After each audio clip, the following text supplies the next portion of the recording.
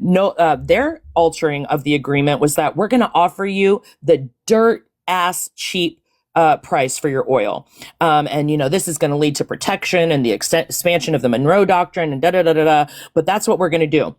Chavez, it was already affecting the economy before Chavez took office. So when Chavez took office, he said, guess what? China and Russia are offering us market value. So fuck you to the United States. We're going to take back control of our natural resources, and we're going to operate in the best interest of the Venezuelan people. Now, you cannot like Chavez all you want, but that's absolutely what happened. So that whole golden era, that fell before Chavez took office.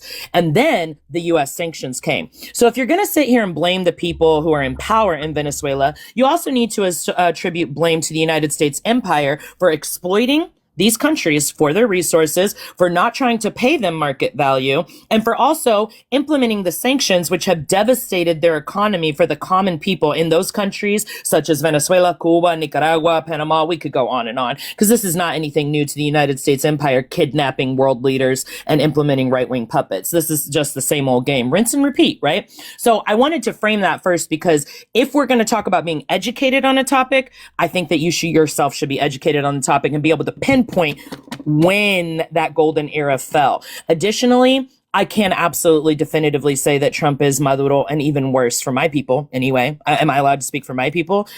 He's terrorizing indigenous people and black people in this country. He also is a criminal.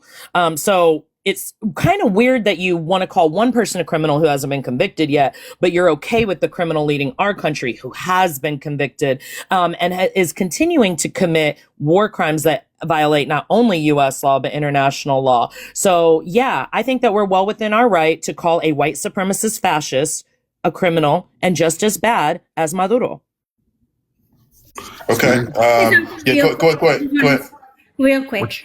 This Yeah, is go why, ahead. this Real is quick, and then I'm why, going to go James. Go ahead. this is Go why, ahead. That person is really a lost cause.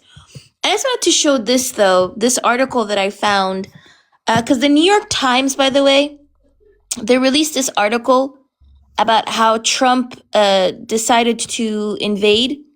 And this is another article as well about it. It says, it was one dance move too many, according to new reporting by the New York Times. President Donald Trump made the decision to capture Venezuela's president after footage he interpreted as open mockery. He saw Maduro dance like mock Trump, and that was what made him decide that. This is according to new reporting. Imagine how crazy that is, Smitty. If you read the article, it literally says that Trump saw Maduro dancing on TV, mocking him. That So cannot be sorry. true. Are you what? Who I wrote that? Who wrote that? swear. that is It's in such the a New lie. York. That's It's how, in the Yeah, I New was gonna York say, who? Times. Hold New on, York one Times? second. I'm so Wow. patriotic. Please don't interrupt me. Okay, you're a lost. I'm sorry. This is a lost cause, ma'am. Don't interrupt me, please. I'm not even going to address any of the stuff that you said, because you saying that black and brown people are not being targeted just makes me like it. Just when you realize that a person is way too lost to even legitimize their points and address them. Yeah. Anyway, yeah, I just got sent the article, and when somebody told me this, I was like, they have to be lying. And while that person above me was going on her little rant, I just went on New York Times to check the article, and I kid you not, they talk about Maduro dancing on what's called on TV about doing the Trump dance, pissed him off and pushed him over the edge. If this is not a temper tantrum that is being thrown, to me, it's actually crazy that the New York Times even reported on this. So anyway, thank you very much for letting me up. Yeah, I cool. appreciate you. I'm going to... I'm dropping for somebody else. That laugh gets me all the time. All right. Thank you, Kevin. All right. Being held because of anything to do with oil. What the indictment says is that he trafficked drugs. So I must start there, right? That's what the indictment says, and that's a fact.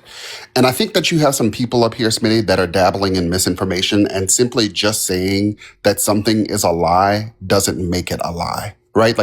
And I have seen one of the panelists do that after everyone speaks. She just is kind of espousing and saying things are not true. But let's deal with the crux of this. We had no authority under any statutory obligation, declared war, nor was anybody under the risk of imminent harm. Those are the three criteria under the War Powers Act of 1973 that would allow us to go into a foreign country. And you're going to have the yappers that then say, well, the authorized use of the AUMF, the authorization for the use of military force, applies here. It doesn't. The authorized use of military force in each of the two instances where it is currently valid, one is in relation to 9/11. Venezuela has nothing to do with 9/11 or Al-Qaeda. And two, the other is dealing specifically with Iraq. This doesn't have anything to do with Iraq. So the law precludes it there. The intrusion to a foreign country is a violation of international law. And people can say, well, international law is not what, well, then the foreign, the FISA law specifically says that we cannot jail a foreign leader. And people can say, well, he wasn't duly elected. That is not our business. We have no right under the law to determine if another country's election was valid or not, right? And our law specifically indicates to us that we cannot hold and try a foreign leader.